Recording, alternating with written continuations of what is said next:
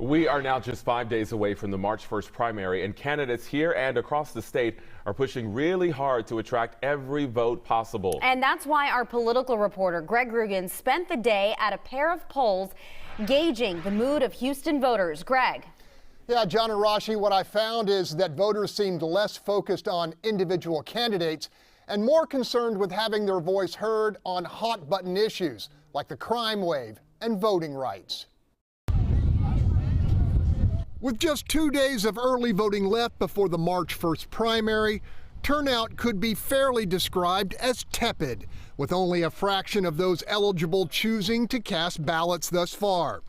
And yet many of those who are participating say they've been pulled to the polls by a powerful desire to reverse the erosion of public safety. And that one is number one. At the West Gray early voting location, Monica Fisher says she's supporting candidates who pledge to support and expand the presence of police on Houston streets. And now, wherever I go, I have to think twice before I come out of the car.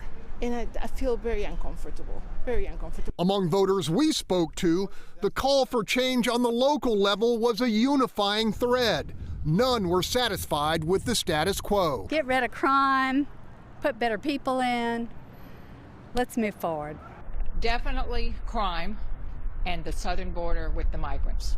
Also drawing plenty of folks to the polls is the belief that a fresh round of Republican-sponsored reforms, including new stricter rules for mail-in ballots, have made it more difficult to vote, resulting in what critics call calculated suppression. The people that maybe might have a little trouble reading, and I'm very concerned that their vote won't be counted. And that is very important to me, to make sure everybody could vote and that their vote is counted.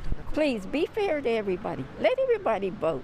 Let everybody vote. And then there's the growing number of voters like Jack Blanton, who aren't particularly happy about any of the choices. I'm tired of, everybody is, far left or far right, and we get nothing done. Also on the radar of Houstonians casting ballots, the issue of public education and the teaching of so-called critical race theory.